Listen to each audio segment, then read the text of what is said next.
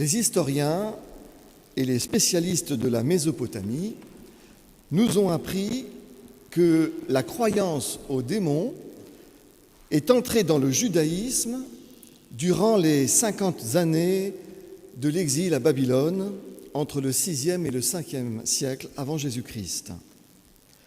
Lorsque les descendants des déportés sont revenus de l'exil pour reconstruire la nation juive, pour reconstruire Jérusalem, cette croyance aux démons s'est développée et s'est considérablement accentuée. Il n'y a rien d'étonnant, du coup, à ce que cette croyance ait fait partie de l'univers et des références de Jésus et des premiers chrétiens. Les hommes de l'Antiquité, y compris ceux qui ont rédigé les écrits bibliques, n'avaient pas nos connaissances scientifiques, bien sûr. Ils vivaient dans une autre perception de l'univers et du réel que nous autres. Ils croyaient, par exemple, que le soleil tournait autour de la terre et que Dieu pouvait stopper sa course, comme le présente, par exemple, le livre de Josué dans la Bible, au chapitre 10, verset 13. Les livres de la Genèse et des Psaumes se représentent, pour leur part, la terre comme une plaque ou un disque qui flotte sur l'eau. Le Pentateuque interdit, quant à lui, farouchement la consommation des moules, des crustacés, du lièvre, du cochon, au motif que la consommation de ces aliments est une abomination devant l'Éternel. Pourquoi est-ce que ce serait une abomination devant l'Éternel de manger un bon sandwich au jambon? Vraisemblablement parce qu'on n'avait pas de frigo dans l'Antiquité et qu'on avait remarqué que ces aliments provoquaient de graves maladies lorsque on les consommait alors qu'ils étaient déjà avancés et que ce que nous connaissons comme des bactéries proliférait. Quant au plan social et pénal, les lois du Pentateuque ordonnent la lapidation des femmes et des maris adultères, ce qui nous apparaît aujourd'hui comme une loi barbare et inique. Bref, ce n'est pas parce qu'une loi, une pratique, une croyance se retrouve dans la Bible que cette loi, cette pratique, cette croyance est parole de Dieu ou révélation de Dieu. La révélation de Dieu ne correspond pas à la lecture littérale de la Bible, mais à la droite façon d'interpréter les textes.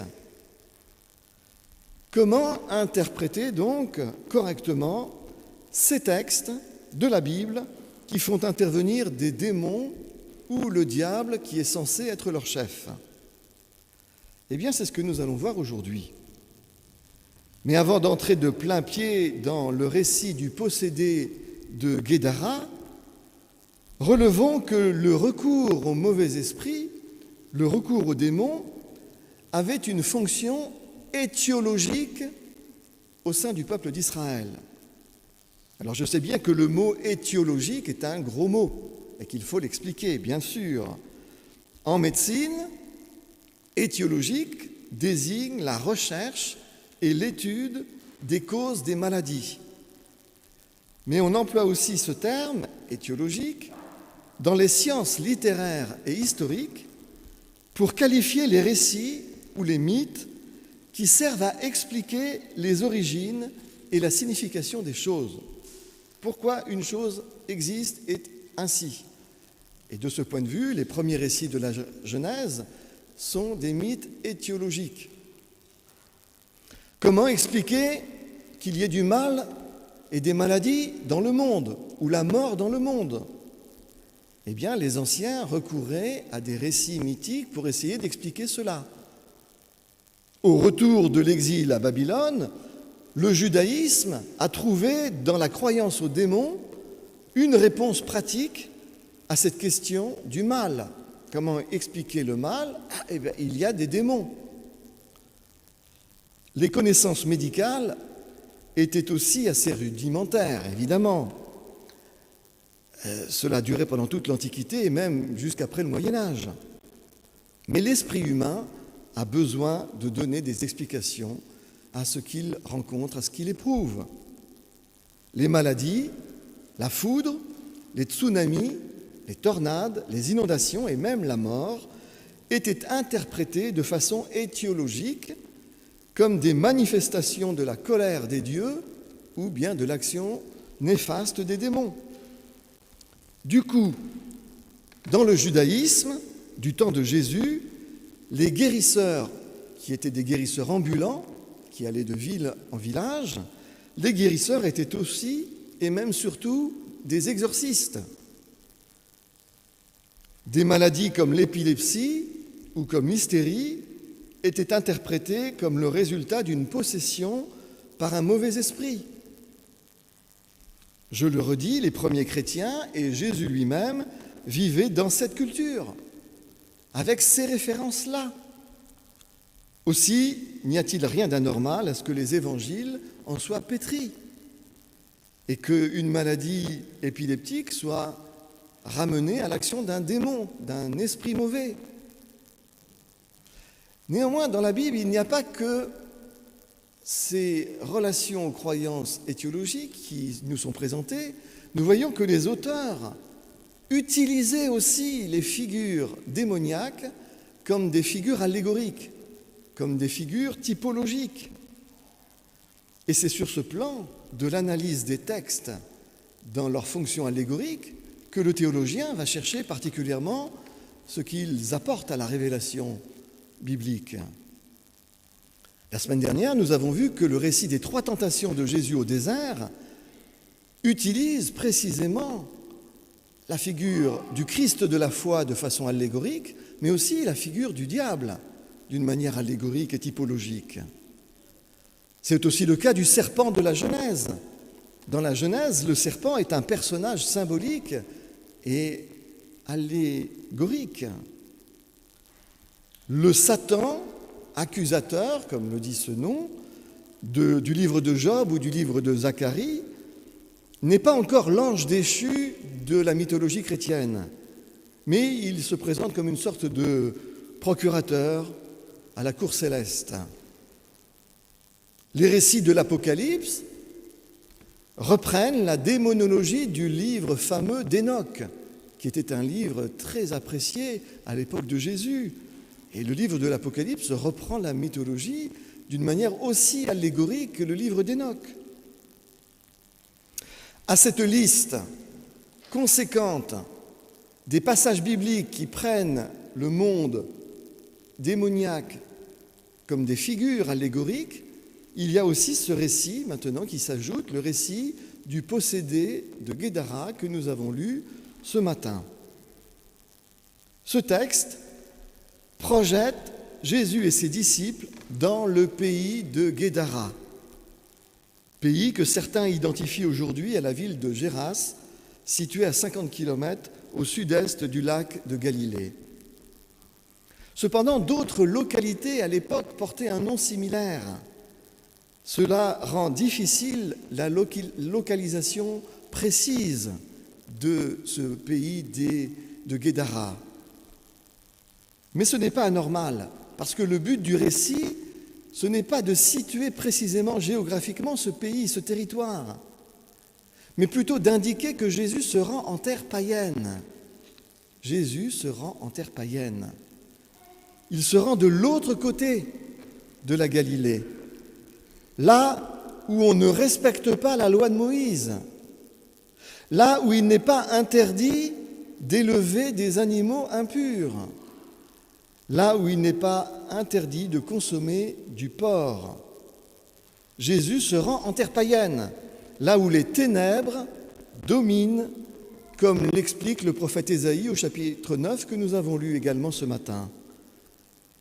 Du coup, vous voyez, le récit du voyage de Jésus à Guédara comporte un premier sens allégorique, un sens que l'on peut dire missionnaire.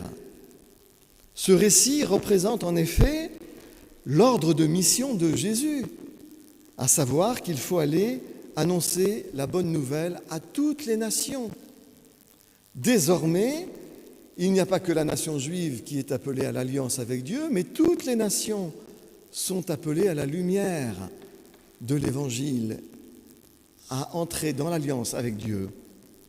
Toutes les nations assises dans les ténèbres, dit Ésaïe 9. C'est le passage d'Ésaïe que nous lisons souvent pendant le temps de l'Avent. Les ténèbres ne régneront pas toujours sur la terre, où il y a maintenant des angoisses. Si les temps passés ont couvert d'opprobre le pays de Zabulon et le pays de Nephtali, les temps à venir le couvriront de gloire et couvriront de gloire cette contrée voisine de la mer, au-delà du Jourdain, le territoire des gentils. Le peuple qui marchait dans les ténèbres voit une grande lumière. Sur ceux qui habitent le pays de l'ombre de la mort, une lumière resplendit. Vous voyez, le récit du possédé de Guédara répond à ce passage d'Ésaïe, en reprend les codes, les signifiants, et le présente donc comme accompli par ce passage de Jésus de l'autre côté de la Galilée. Le territoire de Guédara figure le territoire des gentils au-delà du Jourdain, et l'homme qui vit dans le cimetière au milieu des tombes figure pour sa part les païens qui habitent à l'ombre de la mort, dit Ésaïe, et sur lesquels veut resplendir tout de même la lumière de l'Évangile. C'est le premier sens de ce récit de la délivrance du possédé de Guédara, c'est le sens missionnaire. Il constitue une fresque pour représenter l'ordre de mission et l'accomplissement du salut des païens. Alors, nous pourrions nous arrêter là pour la signification du texte. Mais ce serait passer à côté d'un deuxième sens dans le texte, un sens qui touche à la vie intime, spirituelle, mais aussi communautaire. Un deuxième sens qui montre que les auteurs bibliques n'ont pas attendu Freud et ils n'ont pas attendu Max Weber pour faire de la psychologie et de la sociologie. Le possédé de Guédara est en effet, à bien y regarder, le type même de l'humain aliéné par un contexte dont il se sent prisonnier. Le récit le campe, en effet, comme vivant à l'écart du village, dans un cimetière. Pourquoi habite-t-il dans un cimetière, le lieu des morts et le symbole de la mort? Qu'est-ce qui le sépare de ses semblables, les vivants? Pourquoi n'arrive-t-il pas à vivre avec eux? D'où vient sa morbidité? Nos psys nous expliquent aujourd'hui que lorsque nous nous sentons coincés dans une situation ou dans un milieu qui nous révulse ou nous déplaît, il arrive que nous développions des formes de malaise qui vont de la déprime à l'aliénation, voire à la psychose. L'homme du récit qui nous est décrit, le tableau clinique de l'homme qui nous est présenté, montre qu'il va très mal. On le présente comme un démoniaque, parce qu'on ignore évidemment tout à l'époque des maladies psychosomatiques et de la psychose. Nos psys, à nous ont appris tout au long du XXe siècle à distinguer les symptômes de la psychose. Celle-ci se caractérise comme une forme d'aliénation à soi-même, trouble du sommeil et de l'humeur s'y manifeste, de même qu'une perte de l'énergie, de la motivation et bien souvent aussi de l'hygiène, ainsi qu'une grande difficulté à se concentrer. Les personnes se détachent de leur entourage, perdent l'intérêt pour les choses et les activités quotidiennes. Elles sont assaillies par des idées délirantes, des croyances étranges et la conviction d'être contrôlées par des forces extérieures. Leur pensée est confuse, incohérente, elles peuvent sombrer dans la morbidité. Ce tableau clinique de la psychose correspond-il aux indications que présente le tableau du possédé de Guédara? La réponse est positive. L'homme est gravement aliéné, il vit dans un cimetière auprès des morts, il a des accès de démence, de violence, au point qu'il faut l'enchaîner, et il est totalement désocialisé. Quelle est la cause de ce qui le torture? Le récit avance le nom de Légion. C'est Légion qui possède et qui torture cet homme. Ce nom, Légion, arrive dans le récit lorsque Jésus demande au présumé démon son nom. Et l'homme se trouve délivré lorsque Jésus autorise Légion à investir un troupeau de porcs qui se jette alors dans la mer. La psychologie, et particulièrement la psychanalyse, nous apprennent aujourd'hui que la thérapie des maladies ou des troubles psychiques passe par la nomination, la mise en lumière de ce qui est refoulé dans le psychisme, mais qui continue à être actif. Le refoulement de ce qui nous blesse, le refoulement de ce qui nous traumatise, nous torture et nous continue d'être actif et d'agir dans le psychisme. Jésus, dans le récit, bon médecin de l'âme, oblige le mal qui ronge l'individu à dire son nom et met en lumière le trouble. Or, le nom de ce qui ronge l'homme de Guédara n'est autre que celui de la garnison romaine qui est basée en Galilée. Une légion de soldats qu'il faut bien nourrir et qui apporte par là même bien du profit à tous les éleveurs de porcs de la région.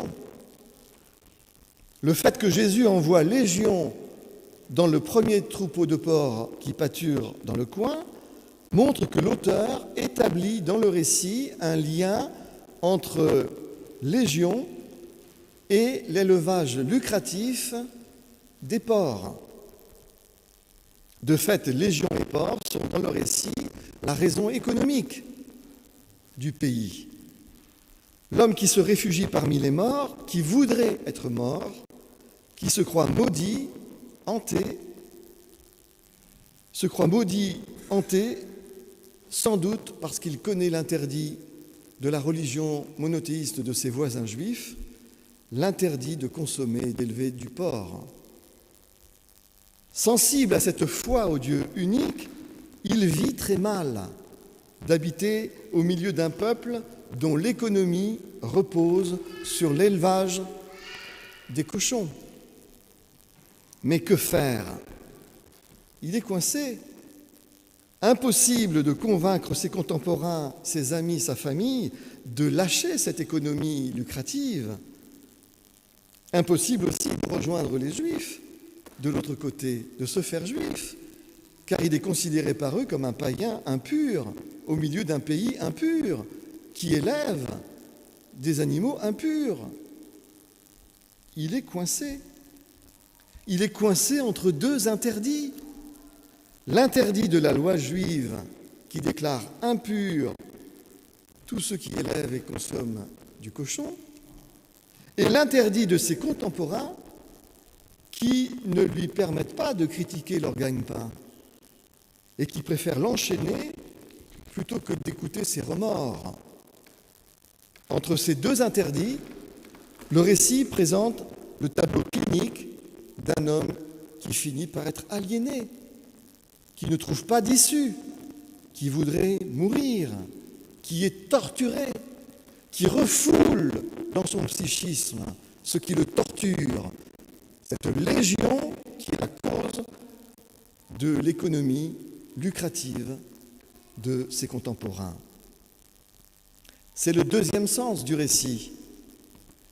Bien avant l'heure, bien avant les découvertes de la psychologie et de la sociologie, ce récit met en lumière qu'un environnement ou une situation ressentie comme sans issue peuvent aliéner une personne et ruiner son équilibre.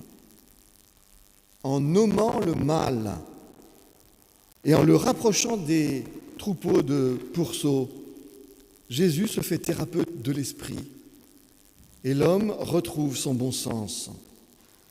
Il prend conscience tout à coup de ce qu'il refoule depuis si longtemps, ce qu'il n'arrivait pas à regarder en face, ce qu'il n'arrivait pas à comprendre clairement. Et alors, deux choses lui apparaissent. Premièrement, qu'il n'est pas obligé de cautionner ce mode de vie de son milieu, de ses contemporains, mais qu'il peut au contraire s'en dissocier, se dissocier de son entourage et prendre son autonomie spirituelle, psychologique, intellectuelle. Et du coup, il découvre aussi qu'une autre vie est possible, pour peu qu'il se donne la peine de l'inventer. Il demande à Jésus de l'amener avec lui, parce que maintenant, il se sent prêt à changer de vie. Jésus l'exhorte plutôt à rester sur place pour annoncer la bonne nouvelle de ce qu'il a délivré. Il s'en alla, dit le récit, il publia dans toute la ville, en bon missionnaire du Christ, tout ce que Jésus avait fait pour lui. Et c'est ici le retour au premier sens du récit, qui veut être une fresque représentant l'annonce du salut aux nations. En conclusion, chers amis, nous le savons bien, il n'est pas toujours aussi simple que de le dire, d'avoir la force ou la capacité de nous émanciper de nos milieux de vie lorsqu'ils deviennent toxiques. Il nous arrive de nous trouver dans un milieu toxique qui nous aliène d'une certaine manière ou qui en tout cas nous trouble. Il arrive que nous refoulons le plus profond possible pour ne pas y penser, pour ne pas le regarder en face, ce qui nous trouble dans ce milieu. Et il n'est pas simple d'avoir la capacité de s'en émanciper. Les liens de fidélité, la crainte de faire des vagues, d'être mal jugé, de susciter du mécontentement, et pire, de susciter de l'hostilité. Oui, il n'est pas si simple de prendre et d'affirmer son autonomie. Le récit du possédé de Guédara le laisse finalement clairement entendre. La nomination du mal ne produit pas non plus toujours en nous une libération radicale. Les sujets torturés par ce qui est dissimulé, tout à coup peuvent en prendre conscience sans pour autant réussir à trouver la libération. Mais il reste cependant vrai que la nomination du mal est toujours le premier pas vers la libération ou la guérison de l'esprit et de la mémoire. On ne saurait trop insister sur la nécessité d'identifier le mal, de l'identifier et de le circonscrire par le langage, de mettre des mots dessus. L'Évangile, voyez-vous, est une puissance de libération. Parce que l'Évangile nous place devant Dieu, coram Deo, devant Dieu, là où on ne triche plus, où on ne peut pas tricher, là où on ne dissimule plus rien devant celui qui sait toutes choses, qui comprend toutes choses, qui nous connaît mieux que nous nous connaissons. Comment dissimuler à Dieu ce que nous vivons, ce que nous pensons, ce que nous croyons? L'Évangile est une puissance de libération parce qu'il nous met devant Dieu et que nous savons que ce Dieu-là nous connaît intérieurement, mieux que nous-mêmes. Ne rejetons pas cette puissance de libération quand nous nous mettons devant Dieu pour lui parler, pour lui dire ce qui nous ronge, ce qui nous trouble, ce qui nous gêne. Ne rejetons pas la puissance de libération de l'Évangile comme ces habitants de Guédara qui ont préféré dire à Jésus « Va-t'en, va-t'en, surtout ne touche pas à notre mode de vie, surtout ne touche pas à notre pognon, Ne touche surtout pas à notre économie. Laisse-nous penser ce que nous croyons. Laisse-nous dans nos idéologies. Laisse-nous dans nos mensonges. Ne soyons pas comme ces gens qui ont vu la lumière du monde s'approcher et qui lui ont demandé de partir. Demandons plutôt à la lumière du monde de nous éclairer et d'éclairer en nous ce qui n'est pas à elle, ce qui n'est pas à Dieu, afin que nous puissions nommer ce qui n'est pas à Dieu, ce qui ne va pas avec Dieu, et que nous puissions nous en désolidariser.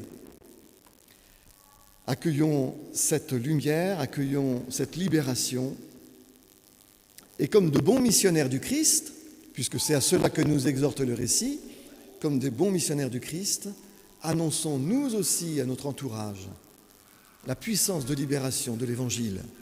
Amen.